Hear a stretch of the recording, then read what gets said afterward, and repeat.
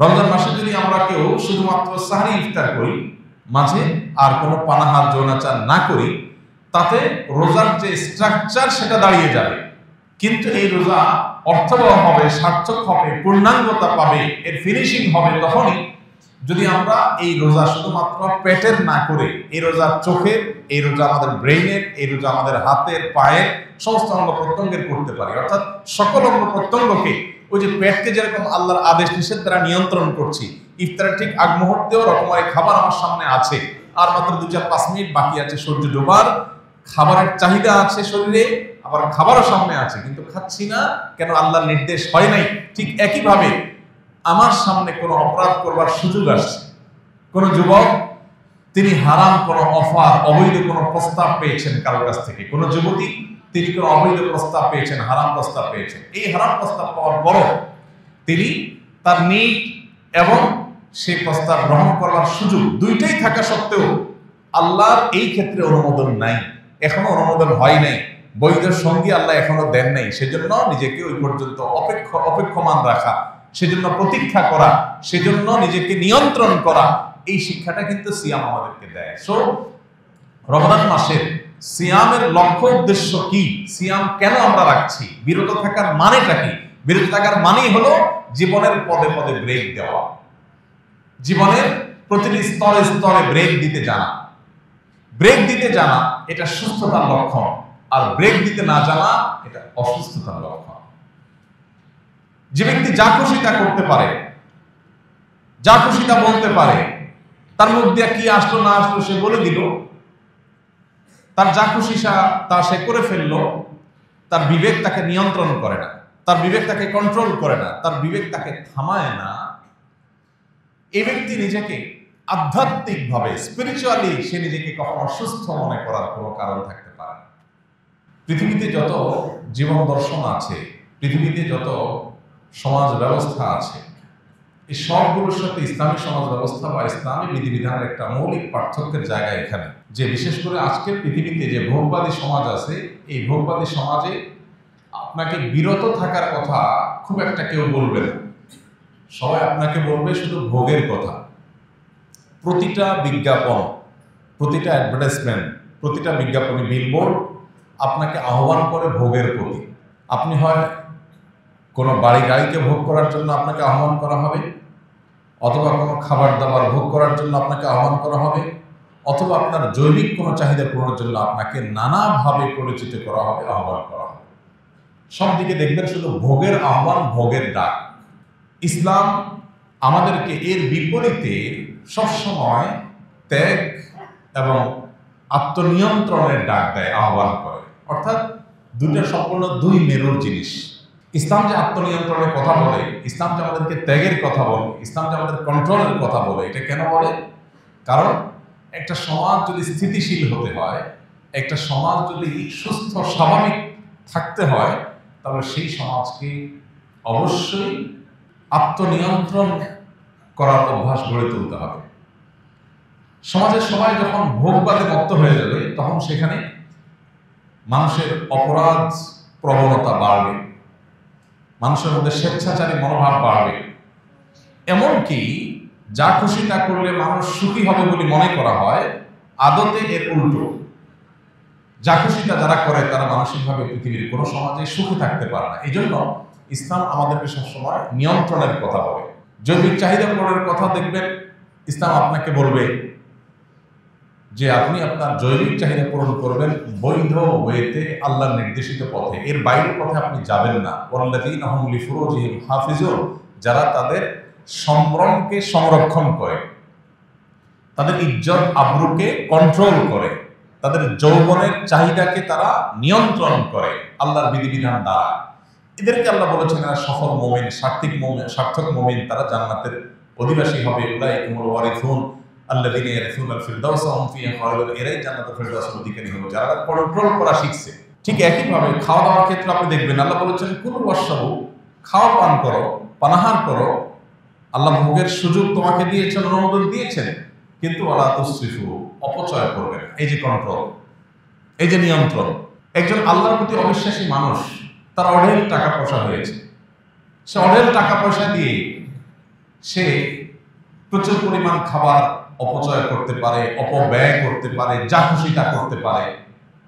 তার বিবেক তাকে বাধা দেয় না, কোন সমাজ, পৃথিবীর কোন বিচার তাকে বাধা দেয় না। তার সম্পদ সে 10 টাকার জায়গায় 10,000 টাকা খরচ করছে, যেখানে খরচ করার দরকার নেই সেখানেও সে খরচ করছে, তার বিলাসিতার জাহির সে করছে, তাকে কেউ নিষেধ করে না। কিন্তু একজন মুসলিম যখন আল্লাহতে বিশ্বাসী হয়, তখন ইসলাম কিন্তু তাকে কন্ট্রোল করতে পারে। তুমি খরচ করো, ভোগ করো, কিন্তু অপচয় তুমি করতে পারো না, তোমার টাকা নষ্ট তুমি করতে পারো না, অজায়গায় তুমি খরচ করতে পারো না, এর জন্য তোমাকে আল্লাহর কাছে জবাবদিহি করতে হবে। তাহলে বর্তমান যে ভোগবাদী সমাজ ব্যবস্থা, এই সমাজ ব্যবস্থার সাথে ইসলামের পার্থক্যটাই হলো, ইসলাম আমাদেরকে নিয়ন্ত্রণের কথা বলে। আর নিয়ন্ত্রণ মানুষের মনুষ্যত্বকে, মানুষের মানবিক গুণাবলীকে ধরে রাখতে সাহায্য করে। আমাদের সমাজে আর যত বিশৃঙ্খলা দেখতে পাই আমরা, যত অনাচার দেখতে পাই, যত অপরাধ প্রবণতা দেখতে পাই, এই সবগুলো হলো নিয়ন্ত্রণহীনতা থেকে। আপনি একজন সরকারি বেসরকারি কর্মকর্তা, কোনো কাজ জায়গায়, কোনো অফিসের কোনো প্রতিষ্ঠানে, আপনার সামনে অবৈধভাবে সুযোগ গ্রহণ করা, ঘুষ গ্রহণ করা, অবৈধ উপার্জন করবার সুযোগ আপনার সামনে আসছে। আপনি চাইলেই সেটা করতে পারেন, কিন্তু আল্লাহ আপনাকে নিষেধ করেছেন, আল্লাহর সীমানা আছে এখানে, এটা আপনি ওভারটেক করতে পারেন না। সেই চিন্তা থেকে, সেই চেতনা থেকে আপনি সেই কাজটি করলেন না, আপনি নিজেকে বিরত রাখলেন। এর নাম ইসলাম। তো এই যে সিয়াম সাধনা আমরা করি, রমজান মাসে রোজা রাখি, এই রোজা মূলত আমাদেরকে সেই নিয়ন্ত্রণের কথা বলে। রোজা আমাদেরকে বলে, আমরা যখন রোজা রাখি, আমাদের পেটে ক্ষুধা, আমাদের কণ্ঠে তৃষ্ণা, আমাদের সকল চাহিদা শরীরে থাকা সত্ত্বেও, হাতের নাগালে খাবার, পানীয় এবং নিজের চাহিদা পূরণ করবার সব উপাদান প্রস্তুত থাকা সত্ত্বেও আমরা সেগুলো দিয়ে আমাদের চাহিদা পূরণ করি না। কেউ দেখছে না, আমি বদ্ধ প্রকোষ্ঠে, কোনো বদ্ধ কোঠায় আছি, কোনো কক্ষে আছি, সেখানে কোনো সিসি ক্যামেরাও নাই, কোনো মানুষজন নাই, ক্ষুধাও আছে, তৃষ্ণাও আছে, খাবারও আছে, পানিও আছে হাতের কাছে, কিন্তু আমরা কেউ খাই না। কেন খাই না? কারণ আল্লাহ নিষেধ করেছেন, তিনি দেখছেন, কেউ না দেখলেও। ঠিক একইভাবে আমি যখন একাকী থাকি, তখন মোবাইলে হারাম কোনো ভিডিও, ফুটেজ, ছবি দেখার সুযোগ আমার সামনে এসেছে, মনেও চাচ্ছে, সুযোগও আছে, কেউ দেখছেও না, তারপরেও আমার মনে হতে হবে যে আল্লাহ আমাকে দেখছেন এবং তিনি নিষেধ করেছেন, তার নিষেধাজ্ঞা অমান্য করলে শাস্তির মুখোমুখি হতে হবে। সেই ভয়ের চেতনা থেকে যদি আমি সেটাকে স্কিপ করে চলে যেতে পারি, এটাই হলো সিয়ামের বার্তা, সিয়ামের শিক্ষা, সিয়ামের প্রশিক্ষণ। এটাই হলো সিয়ামের লক্ষ্য, যে সিয়াম আমাদেরকে আল্লাহ দিয়েছেন, যে বিরত রাখা নিজেকে, এটা ট্রেনিং যেন আমরা করি। দিনের বেলায় 30 দিন আমরা দিনের বেলায় পান, আহার, যৌনাচার এগুলোর সুযোগ থাকা সত্ত্বেও, নিড বা প্রয়োজন থাকা সত্ত্বেও আমরা সেই পথে পা বাড়াই না আল্লাহর ভয়ে। অতএব এই যে বিরত থাকার শিক্ষা রমজান মাসে আমরা পেয়েছি, এটাকে আমাদের সামগ্রিক জীবনে যদি আমরা ইমপ্লিমেন্ট করতে পারি, বাস্তবায়ন করতে পারি, তবে আমাদের সেই সিয়াম সাধনা সার্থক হবে ইনশাআল্লাহ। তাহলে রমজান মাসের পুরো আয়োজন, সকল প্রচেষ্টাকে যদি আপনি সফল এবং সার্থক করতে চান, তাহলে আপনার প্রথম কর্মসূচি হতে হবে সিয়াম বা রোজার লক্ষ্য এবং উদ্দেশ্যকে মাথায় রেখে যথাযথ উপায়ে রমজান মাসে সিয়াম সাধনা করা, রোজা রাখা। এই জন্য ভাইরা, আজ অস্থিতিশীল পৃথিবীকে যদি আবার স্থিতিশীল করতে হয়, ডিপ্রেশনে হাবুডুবু খাওয়া সমাজকে যদি প্রকৃত সুখের সন্ধান দিতে হয়, তাহলে সিয়ামের শিক্ষাকে আমাদের জীবনে ধারণ করতে হবে। বিরত থাকা, ব্রেক দেওয়া, থামতে জানা, এটা আমাদেরকে শিখতে হবে। আল্লাহ আমাদেরকে সেই তৌফিক দান করুন। আমরা রমজান মাস জুড়ে রোজা রাখি, অনেকে প্রতি বছর রাখি, কিন্তু এই সিয়াম আমাদের মধ্যে সেই আবহ তৈরি করে না যে আবহ আমাকে মুত্তাকি করবে, পদে পদে আমি ব্রেক দিতে শিখবো। এর প্রধান কারণ হলো সিয়ামের লক্ষ্য উদ্দেশ্য মাথায় রেখে আমরা রোজা রাখি না। জাস্ট আল্লাহ ফরজ করেছেন সেজন্য, আল্লাহ তো ফরজ করেছেন, পাশাপাশি তার লক্ষ্য বলেছেন আল্লাহকুম তাত্তাকুন, রোজা রাখলে আশা করা যায় তোমরা মুত্তাকি হতে পারবে। বিরত থাকা, থামতে শেখা, ব্রেক দিতে পারা, এটা শিখবে তোমরা। সামগ্রিক জীবনে যখন সেটাকে ইমপ্লিমেন্ট করবে, তখন তোমার জীবন সফল হবে, সার্থক হবে, মুত্তাকি হবে, খাঁটি মুমিন হবে, আল্লাহর প্রিয় বান্দা হবে, এবং তুমি সুখী মানুষ হবে দুনিয়াতে এবং আখিরাতে। সেই লক্ষ্যকে মাথায় রেখে আমাদেরকে প্রতিদিনের সিয়াম সাধনা করতে হবে। আজকে সিয়াম রেখে আমি সকাল থেকে এই পর্যন্ত পুরো সময়ের মধ্যে আল্লাহর কোনো অবাধ্য কাজ করেছি কিনা, আল্লাহর কোনো নাফরমানি করেছি কিনা, কোনো হারাম আমার দ্বারা হয়েছে কিনা, কারোর সমালোচনা তার অগোচরে হয়ে গেছে কিনা, কোথাও আমি উচ্চ বাচ্চ করে ঝগড়া ফাসাদ করে ফেলেছি কিনা, আমি আল্লাহ নিষিদ্ধ কোনো কাজ করেছি কিনা, এই বিষয়টা আমাকে নজরদারিতে রাখতে হবে। প্রশ্নের উত্তর আমার কাছ থেকে বের করতে হবে। যতদিন পর্যন্ত এইভাবে আমি সেলফ মনিটরিং সিস্টেমকে অন রাখবো, রোজা রেখে আমার নিজেকে নিয়ন্ত্রণ করবার, পর্যবেক্ষণ করবার এই সুযোগ যতদিন পর্যন্ত আমি খোলা রাখবো, চোখখান খোলা রাখবো, ততদিন পর্যন্ত আমার সিয়াম আমাকে ঠিকই মুত্তাকি বানাবে এবং রমাদানের এই পুরো সাধনা সার্থক হবে ইনশাআল্লাহ। আল্লাহ আমাদেরকে তৌফিক দান করুন। তাহলে 1 নম্বর পয়েন্ট বলেছি, আমাদের রমাদানের সকল সাধনা, সকল প্রচেষ্টা এটা সফল এবং সার্থক হবে যদি রমাদানের প্রধান আমল সিয়ামকে আমরা আদায় করি। শুধু আদায় করাই নয়, সিয়ামের লক্ষ্য, তার উদ্দেশ্য, সিয়াম যে আমাদের বার্তা দেয়, মেসেজ দেয়, সেই মেসেজটি আমরা গ্রহণ করতে পারি, ইনশাআল্লাহ এই রমাদানের সকল সাধনা, সকল প্রচেষ্টা সার্থক হবে। নাম্বার 2, সিয়ামের এই মাসে, রমাদানের এই মাসে তারাবির সালাত এটা অন্যতম গুরুত্বপূর্ণ আমল। নবী করিম সাল্লাল্লাহু আলাইহি সাল্লাম যখন এই সিয়ামের কথা বলেছেন, তার পাশাপাশি তারাবির সালাতের কথা বলেছেন। মান সামা রমাদান ঈমানান ওয়া ইহতিসাবান গুফিরা লাহু মা তাকাদ্দামা মিন যামবি। এরপরে বলেছেন ওমান কামা রমাদান ঈমানান ওয়া ইহতিসাবান গুফিরা লাহু মা তাকাদ্দামা মিন যামবি। সিয়ামের পুরস্কার স্বরূপ আল্লাহ তাআলা পূর্বের গুনাহ যেমন মাফ করে দিবেন, ঠিক একই ভাবে যদি কেউ তারাবির নামাজ আদায় করে, তাহলে তাকে আল্লাহ তাআলা পূর্বের গুনাহ খাতা মাফ করে দেবেন ওয়াদা করেছেন। আমাদের বাংলাদেশের সমাজ বাস্তবতায় আমরা কৈশোর থেকে, ছেলেবেলা থেকে দেখে আসছি যে সমাজের বিপুল সংখ্যক মানুষ, মুসলমানরা, তারা রমজান মাসে দিনের বেলা রোজারা যেমন রাখেন, রাতের বেলায় তারাবিটাও আলহামদুলিল্লাহ আদায় করার চেষ্টা করেন। এখন দিন যত অতিবাহিত হচ্ছে, ভোগবাদের দিকে আমরা অনেক বেশি ডুবে যাচ্ছি, ভোগবাদের এই অতল গহ্বরে আমরা হারিয়ে যাচ্ছি ধীরে ধীরে। এই কারণে মসজিদগুলোতে তারাবির নামাজে অংশগ্রহণকারী মানুষের সংখ্যা আগের তুলনায় আস্তে আস্তে কমছে, এবং প্রথম 2, 4, 5, 7 দিন কিছু মুসল্লি থাকলেও খুব দ্রুততার সাথে সেই মুসল্লি কমে যাচ্ছে। এই যে একটা প্রবণতা আমাদের সমাজে শুরু হয়েছে, এর কারণ কি? এর কারণ হলো ওই যে 1-1.5 ঘন্টা বা 2 ঘন্টা দাঁড়িয়ে কোরআনে কারীম এর তেলাওয়াত শোনার মতো ধৈর্য আমাদের হয় না। অর্থাৎ আমরা আমাদের ঈমানি যে চেতনা, তাকওয়ার যে চেতনা, সেটা থেকে এত দূরে সরে গেছি যে সারা বছরের মধ্যে একটি মাস কোরআনের 1 ঘন্টার জন্য দিনে, 1.5 ঘন্টার জন্য দিনে সংস্রবে আসবো, সেই সময়টুকু পর্যন্ত আমরা বের করতে পারি না। দুনিয়া আমাদেরকে আষ্টে পৃষ্ঠে এমন ভাবে বেঁধে ফেলেছে যে 1-1.5 ঘন্টা কোরআন তেলাওয়াত শোনার মতো ধৈর্য আমাদের নাই। এখান থেকে পরিমাপ করা যেতে পারে যে আমাদের ঈমানের অবস্থা, তাকওয়ার অবস্থা কতটা ভয়াবহ। নেক্সট সূরাতে ধোঁকা শুরু হয়েছে যে তারাবির নামাজ ফরজ না, সুন্নত।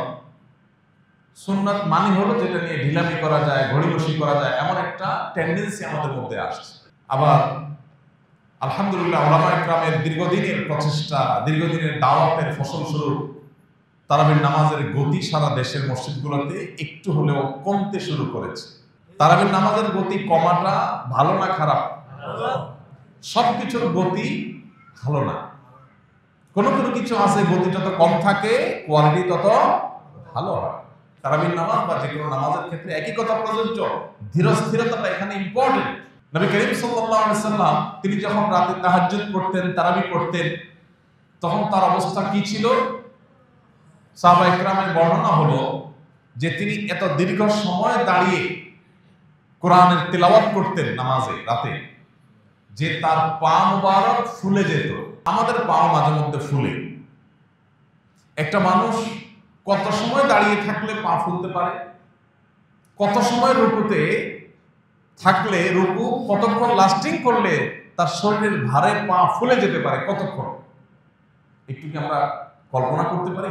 আপনার তারাবি যদি 2-2.5 ঘন্টা ধরে তেলাওয়াত করেন, একটু বেশি তেলাওয়াত করেন, ধীরে ধীরে তেলাওয়াত করেন, তাহলে বড়জোর আপনার পায়ে মধ্যে একটু ব্যথা অনুভব করবে, কিন্তু পা ফুলে যাওয়া এটা স্বাভাবিক বিষয় না।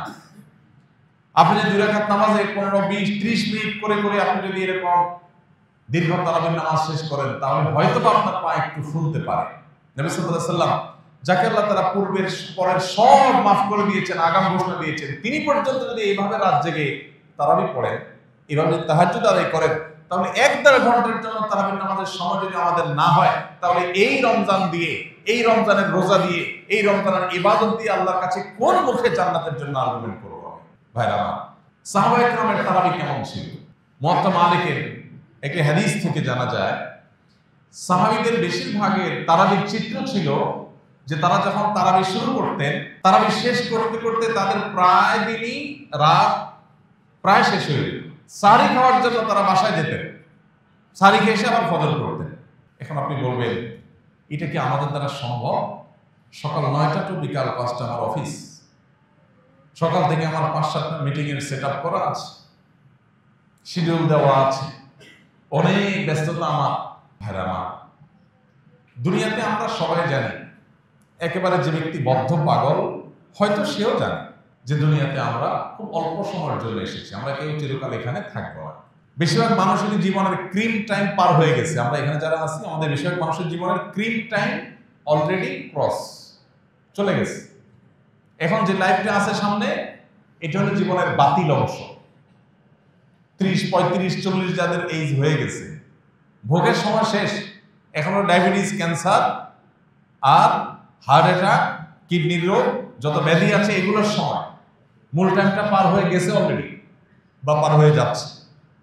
তাহলে আর বাকি যে সময়টা আছে 10, 20, 30 বছর, ওষুধ খাইতে খাইতে আর ডাক্তারের কাছে যেতে যেতে তো শেষ হয়ে যাবে। তাহলে ভোগ করার অপশনটা কোথায়?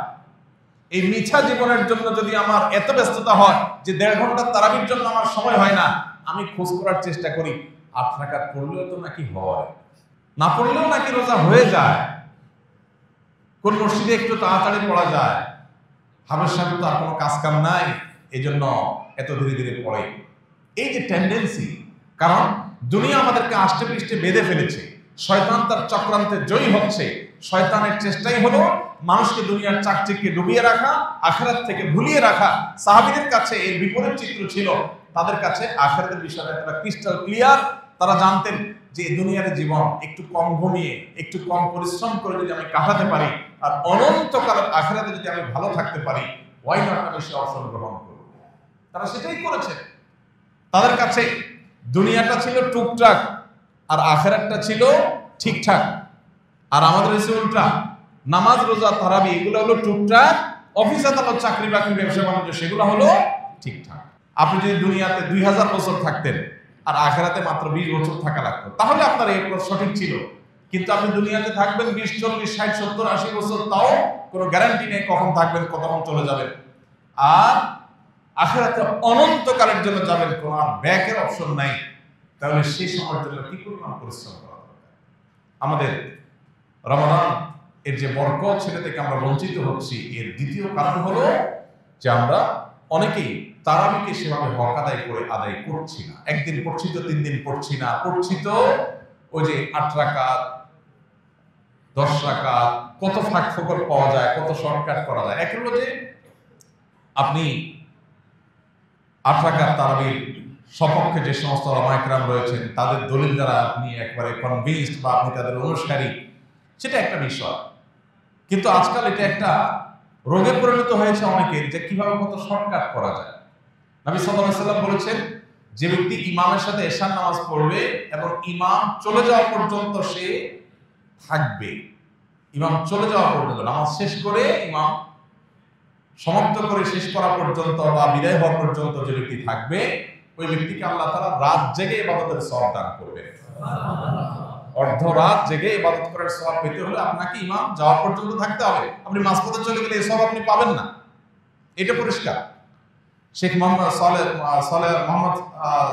আল মুনাজ্জির হাফিজাহুল্লাহ, ইসলামিক ইউনিভার্সিটি সৌদি আরবের সবচেয়ে বিখ্যাত, বিশ্ববিখ্যাত ফতোয়া ওয়েবসাইট, সেখানে পরিষ্কারভাবে মাসালা লিখেছে, কেউ যদি 20 রাকাত নামাজ হয় কোথাও, সেখানে 8 রাকাত পড়ে চলে যায়, এই ফজিলত সে পাবে না। কারণ রাসূল শর্তই দিয়েছেন ইমাম যাওয়া পর্যন্ত থাকতে হবে। আপনি প্রয়োজন বসে তেলাওয়াত করেন, কিন্তু আপনি যদি চলে যান, এই সওয়াব আপনি পাবেন। তো যাই হোক, এই যে তারাবি না পড়া বা কমায় ফেলা বা ফাঁক দিয়ে বের হয়ে যাওয়া অথবা আপনার শর্টকাট করার চেষ্টা, হাফেজ সাহেবদেরকে তাড়া দেওয়ার চেষ্টা, এগুলো অনেকাংশেই আমাদের দুনিয়ামুখিতা বেড়ে যাওয়ার কারণে হয়েছে। এই জন্য ভাইয়া, রমজানকে সার্থক করতে হলে তারাবির প্রতি আমাদের আরো মনোযোগী হতে হবে। তারাবির তেলাওয়াত হাফেজ সাহেবদেরকে এমনভাবে করতে বলতে হবে যেন আপনি স্পষ্ট বুঝতে পারেন। শুধু শেষে আলামুন আর তালামুন বুঝেন, মাঝখানে তার কিছু বুঝেন না। এটা কি তারাবি না তামাশা? মুসলিমদের মধ্যে রীতিমতো এটা নিয়ে গর্ব করা করি হয় যে আমাদের আজকে 9:30 শেষ হয়েছে, ও মসজিদে 9:25 শেষ হয়েছে। কি তুকুর হাফেজ, মানে যে হাফেজ যত আগে শেষ করতে পারে সে হাফেজ নাকি তত তুকুর। যারা ড্রাইভিং জানেন তারা বলতে পারবেন স্পিডে গাড়ি চালাতে পারার নাম ভালো ড্রাইভিং না, কন্ট্রোল করে গাড়ি চালাতে পারাটা হলো ভালো ড্রাইভিং। আমি জীবনে যখন প্রথম ড্রাইভিং শিখি, একজন নেপালি আমার এক সহকর্মী সৌদি আরবে প্রথম স্টিয়ারিং হুইলে বসে উনি আমাকে প্রশিক্ষণ দিয়েছিলেন। তো তিনি আমাকে যখন মোটামুটি গাড়ি আমি রান করা শিখেছি, ক্লাস, ব্রেক, তারপরে অন্যান্য সব কিছু যখন চেনা হয়ে গেছে, তখন আমি গাড়িকে এখন রান করতে পারি। রান করা শুরু করলাম, তিনি পাশে বসে আছেন। তখন উনি আমাকে প্রথমে পরীক্ষা দিলেন যে আপনি গাড়িটা কত আস্তে চালাতে পারেন। এটা হলো পরীক্ষা। নতুন ড্রাইভার, প্রথম জীবনে স্টিয়ারিং হুইল হাতে নিয়েছে, চাপ দিলে বোমো করে দৌড়ায়। আস্তে চালাতে কার মন চায়?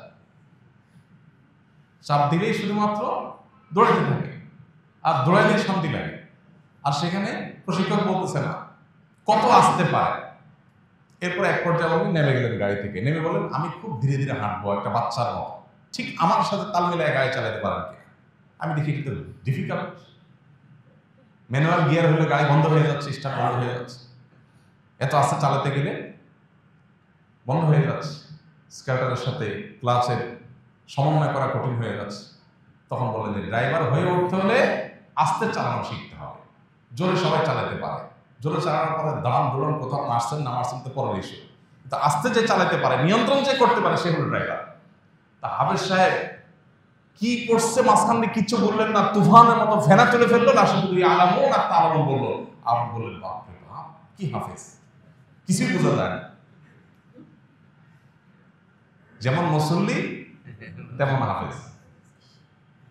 এই জন্য তেলাওয়াত ধীরে ধীরে করতে পারা এটা সব হাফেজ পারে না, তুহুর ভাবে হুলস্থুল ভাবে সবাই করতে পারে। এই জন্য ভাই, রমজান মাস জুড়ে আমরা চেষ্টা করবো ইনশাআল্লাহ আমাদের তারাবির নামাজে আরো বেশি মনোযোগী হতে। তারাবির নামাজকে অর্থবহ করবার জন্য আমরা একটা বই গত বছর লিখেছিলাম, তারাবির সালাতে কোরআনের বার্তা। বাংলাদেশে যত ধর্মীয় বই বিক্রি হয়েছে, রকমারির অ্যালগোরিদম অনুযায়ী, তাদের হিসেব অনুযায়ী এই বইটা বাংলাদেশের সর্বোচ্চ ধর্মীয় ক্যাটাগরির সর্বোচ্চ বিক্রিত বই, তারাবির সালাতে কোরআনের বার্তা। এটাও ইমাম সাহেবের কাছে পেয়ে যাবেন, হয়তো আপনারা নিতে পারেন কারো লাগবে। আমি যেখানে তারাবি পড়ি আমার বাসার পাশে মসজিদে, সেখানে আমি চেষ্টা করি যেদিনই থাকি প্রতিদিনই তারাবির সারসংক্ষেপটা আমি 5-7 মিনিটে মুসল্লিদের সামনে তুলে ধরি। 3-4 পৃষ্ঠায় সারসংক্ষেপটা তুলে ধরা আছে।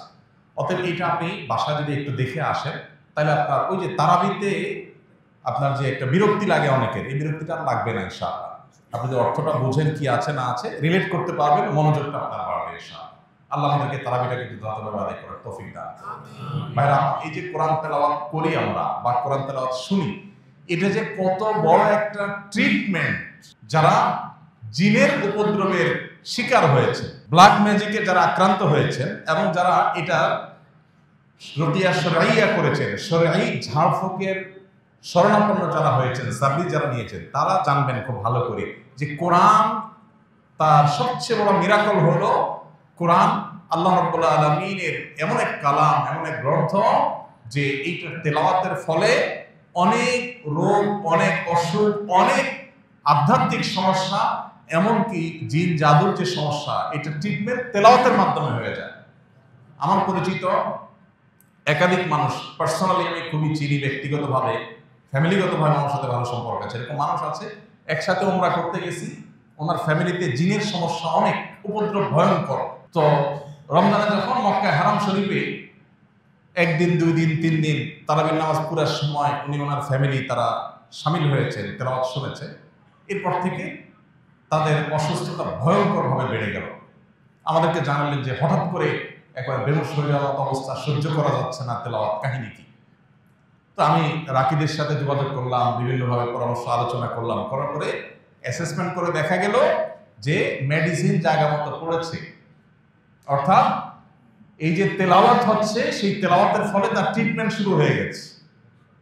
তখন সে ভদ্রলোক আমাকে বললেন, ভাই আমার তো ফ্লাইট কালকেই ছিল, তা আমি ফ্লাইট টিকিট ক্যান্সেল করে নতুন করে টিকিট করতেছি, আমি ইনশাআল্লাহ আরো 1 সপ্তাহ পরে যাব, মানে আরো 1 সপ্তাহ ট্রিটমেন্ট নেব। তিনি আরো 1 সপ্তাহ থাকলেন, এরপরে অনেকটা সুস্থ হয়ে তার ফ্যামিলি তিনি দেশে ফিরেছেন।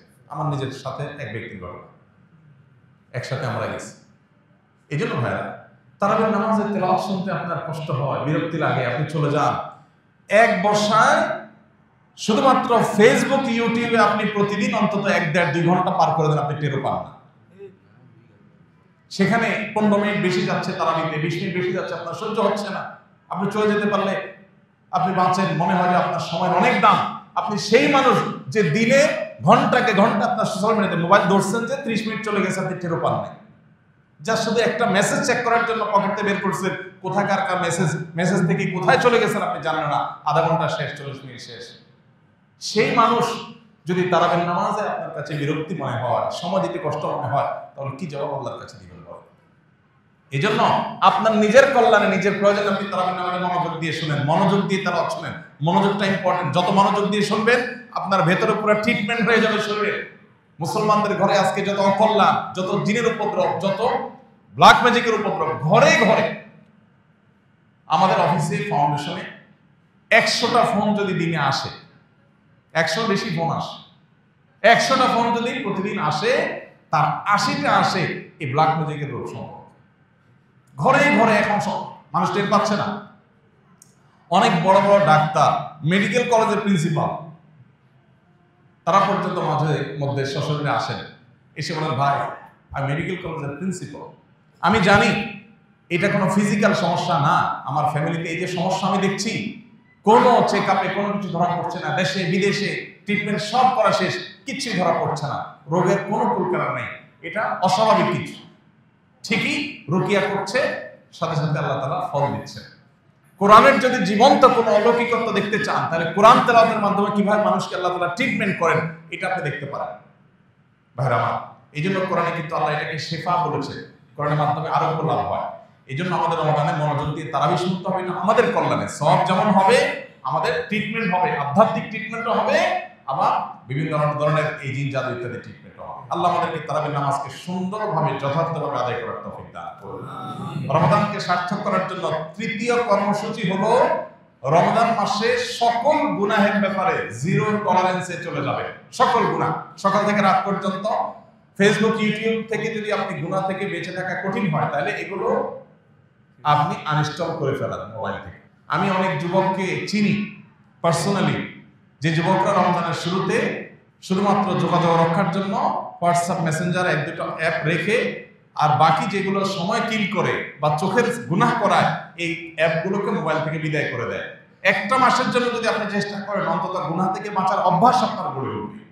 এই জন্য রমজানকে সার্থক করতে হলে তৃতীয় কর্মসূচি হলো গুনাহমুক্ত রমজান। আমি সারাদিনে কারো সমালোচনা তার পিছনে করবো না, একটা খারাপ কথা আমি বলবো না, খারাপ কিছু দেখবো না, খারাপ কিছু শুনবো না। এই সংগ্রাম চালাতে হবে।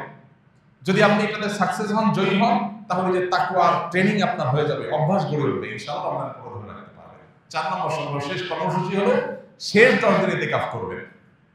শেষ 10 দিন ইতিকাফ মাস্ট। ইতিকাফটা যদি আপনি শেষ 10 দিন মসজিদে করতে পারেন এবং ইতিকাফ বসে অতিরিক্ত অপ্রয়োজনীয় মোবাইল টিপি বন্ধ করতে পারেন, অটোমেটিকলি আপনার রমজানকে আপনি সার্থক করতে পারবেন ইনশাআল্লাহ। কারণ যখন আপনি মসজিদে নিজেকে আবদ্ধ করে ফেলবেন 10 দিনের জন্য, আপনি যখন বাইরে যেতে পারবেন না এবং অপ্রয়োজনে মোবাইল টিপি আপনি যখন করার অপশনটা বন্ধ হয়ে যাবে, অটোমেটিকলি আপনার তেলাওয়াত আসবে, দোয়া আসবে, আল্লাহর স্মরণ আসবে, আল্লাহর জিকির হবে এবং আপনি ভালো কাজ করতে পারবেন। এজন্য লাইলাতুল কদর পেতে হলেও ইতিকাফের কোনো বিকল্প নাই। ইতিকাফ করার জন্য মসজিদগুলোতে লটারি হওয়া দরকার। দুর্ভাগ্য আমাদের, এখন ইতিকাফ করার জন্য লোক খুঁজে পাওয়া যায় না। এজন্য ভাইরা, ইতিকাফ এমন একটা আমল, যে আমল আপনি একবার করলে এটার যে তৃপ্তি, এটা অনুভব করলে আপনি আর ছাড়তে পারবেন না। আল্লাহ তাআলা আমাদেরকে ইতিকাফের এই গুরুত্ব বোঝার তৌফিক দান করুন। আমিন। ইতিকাফ এমন আমল যে নবী করিম সাল্লাল্লাহু আলাইহি সাল্লাম রমজান মাস যখনই রমজানের রোজা ফরজ হয়েছে দ্বিতীয় হিজরিতে, তখন থেকে তার ওফাত দশম হিজরিতে হয়েছে।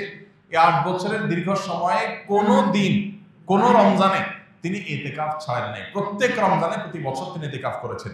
যে আমল প্রিয় নবীজি একটি রমজানে একটি বছরও ছাড়েন নাই, সেটা আপনি জীবনে 1 বছরও করেন নাই। বেশিরভাগ মুসল্লিদেরই অবস্থা। এখানে হাত তুলতে বলা হয়, কারা কারা জীবনে ইতিকাফ করেছেন, অল্প কিছু হাত উঠবে। বেশিরভাগ মানুষ জীবনে একবারও বসেন নাই। যেটা রাসূল সাল্লাল্লাহু আলাইহি ওয়াসাল্লাম জীবনে একবারও ছাড়েন নাই, সেটা আপনি জীবনে একবারও করেন নাই। আপনি কি উম্মত, কি জান্নাত প্রত্যাশী, আপনি নিজের মূল্যায়ন নিজে করেন। রাসূল সাল্লাল্লাহু আলাইহি ওয়াসাল্লাম জীবনে যেটা ছাড়েন নাই, এটা আপনি 1-2বার হলে তখন করবেন। এই জন্য ইতিকাফ করার নিয়ত করবো তো ইনশাআল্লাহ। এখন থেকে বলতেছি, কারণ ইতিকাফ 20 রমজান সন্ধ্যা সূর্য ডোবার আগে আগে আপনাকে শুরু করতে হবে। তখন বললে তো আর আপনি প্রস্তুতি নিতে পারবেন না। এখন আগে থেকে বললাম 10-12 দিন সময় আছে, এর মধ্যে আপনি প্রস্তুতি নেন, প্রিপারেশন নেন, পরিকল্পনা করেন। তাহলে এই চতুর্মুখী চেষ্টা যদি আপনি করেন, তাহলে ইনশাআল্লাহ আপনার এই মাসটাকে আপনি সাকসেস করতে পারবেন। আল্লাহ আমাদেরকে রমজানের সকল অর্জন, সকল সুফল, সকল মাগফিরাত, নাজাত, রহমত, বরকত, কল্যাণ, সওয়াব, আজর এগুলোকে আল্লাহ তাআলা আমাদের আমলনামায় নিজের ঘরে তোলার তৌফিক দান করুন। ভাইরা আমার, বহু মানুষ আমাদের সাথে এই মসজিদে হয়তো গত রমজানে ছিলেন, এই রমজানে তারা নাই। এই মহিপল্লীর বহু পুরাতন বাসিন্দা আছেন। আল্লাহ জহির সাহেব মসজিদের সহসভাপতি ছিলেন, কোভিড-19 সময় দুনিয়া থেকে চলে গেছে। এখনো চোখের সামনে ভাসে কিভাবে তিনি পায়চারি করতেন, ভালো মন্দ মানুষের মধ্যে থাকে, কিন্তু চাতক পাখির মতো চেয়ে থাকতেন যে কোনো রাস্তাঘাট যেন নষ্ট না হয়, কেউ যেন অনাচার না করে। এটা তার একটা ভালো গুণ ছিল। উল্টাপাল্টা দেখলেই সেখানে গিয়ে থামানোর চেষ্টা করতেন। জেলাজন্ত একজন মানুষ হঠাৎ করে চলে গেলেন, শেষ, আর কোনোদিন আসবেন না, শেষ, নো রিটার্নের পর্যায়ে চলে গেছেন, সেই জগতে চলে গেছে। আর অনেকে আমাদের ছিলেন এখানে, যাদের জানাজা আমরা পড়েছি গত 1 বছরের মধ্যে, তারা আর আসবেন না। আমরা এখানে যারা বসে আছি এখন, আমি কিংবা আপনি, হয়তোবা সামনের রমজানের আগে আগে দুনিয়া থেকে আমরা চলে যাবো। সামনের রমজানে হয়তো এই মসজিদ থাকবে, আমরা অনেকেই এখান থেকে আমাদেরকে তুলে নেওয়া হবে, শেষ। এটাই জীবনের শেষ সুযোগ, এটাই জীবনের শেষ রমজান। সেই চিন্তা থেকে আসল রমজানের অবশিষ্ট দিনগুলোকে যথাযথভাবে কাটানোর চেষ্টা করি। প্রতিদিন একটা সময় অবশ্যই আল্লাহর কাছে বিশেষভাবে দোয়ার মনোনিবেশ করি। রমজান মাসে দোয়াটা খুব বেশি হওয়া দরকার, দোয়া আমাদের হয় না। কমপক্ষে 5-10 মিনিট হাত তুলে চোখের পানি ফেলে আল্লাহর সাথে 10টা মিনিট আপনি ডেইলি কথা বলেন। 24 ঘন্টার মধ্যে 10টা মিনিট দোয়ার জন্য বরাদ্দ রাখেন। ইফতারের আগে হুলস্থুল কোনোভাবে আমরা থামাইতে পারি না। ইফতারের 15 মিনিট আগে বাসার সমস্ত আয়োজন স্টপ করে দেন, যা যেখানে আছে। এইভাবে পেঁয়াজি এখনো চুলার উপরে আছে, চুলা বন্ধ করে দেন। এই পেঁয়াজি মাগরিবের পরে খাবে আজকে আর দরকার নাই, কারণ এখন এটা করতে গেলে আজকের দোয়াটা মিস হয়ে যাবে। 15 মিনিট আছে, এখন পরিবারের সময় আল্লাহর কাছে হাত তোলেন। ইফতারের আগে দোয়া কবুল হয়। ভোর রাত দোয়া কবুলের সময়, ভোর রাতে উঠেও আমরা মোবাইল টিপি বন্ধ হয় না। ফেসবুকের নোটিফিকেশন, যুবক পোলাপানের মা বাপ চিল্লাইতে মোবাইল হাত থেকে রাখে না। এরপর এসে খাবে, এমন সময় খাবে যে তার খাবারের প্লেট এক হাতে, আর এক হাতে খাবারের লোকমা, আর এদিকে মসজিদের মুয়াজ্জিনের হাতে মাইক। কম্পিটিশন চলে, কে আগে দেয়, কি মুয়াজ্জিন আগে আজান শুরু করে দেয়, সে আগে শেষ করতে পারে, কম্পিটিশন হয়। এটা কি সাহারি না তামাশা? শেষ সময় সাহারি করতে বলা হয়েছে, এর মানে এই না যে লাস্ট মিনিট পর্যন্ত আপনি খাবেন। নবী করিম সাল্লাল্লাহু আলাইহি ওয়াসাল্লাম সাহারি খেয়ে শেষ করে ফজর নামাজ শুরু করতেন, মাঝখানে 50 আয়াত তেলাওয়াতের মতো আনুমানিক 10 মিনিট সময় গ্যাপ থাকতো। তাহলে শেষের দিকে সাহারিতে শেষে করেন আর আগে করেন, ভোর রাতে যখন উঠেন একটু দোয়া, এটা যদি আপনি করেন ইনশাআল্লাহ বিদিল্লাহ রমজানটা আপনার কাছে প্রাণবন্ত হবে, উপভোগ্য হবে। আপনি রমজানকে ফিল করতে পারবেন। 10টা মিনিট করে ডেলি কাটার ব্যবস্থা করার অভ্যাস করেন, পরিবারের সব সদস্যদেরকে নিয়ে বা যার যার মতো করে সবাই দোয়া করেন। চেষ্টা করব তো ইনশাআল্লাহ। আল্লাহ আমাদেরকে তৌফিক দান করুন। আস-সুন্নাহ ফাউন্ডেশন, উম্মার স্বার্থে সুন্নাহর সাথে।